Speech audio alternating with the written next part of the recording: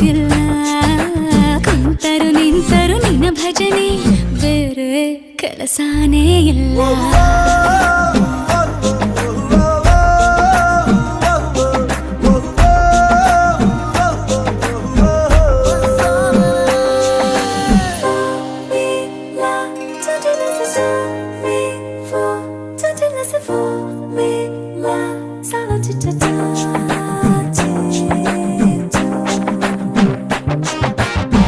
ದಿನ ರಾತ್ರಿಯು ನಿಲ್ಲದೆ ನಿನ್ನ ಜಾತ್ರೆಯು ಸಾಗಿದೆ ಇದಕ್ಕೊಂದು ಪರಿಹಾರ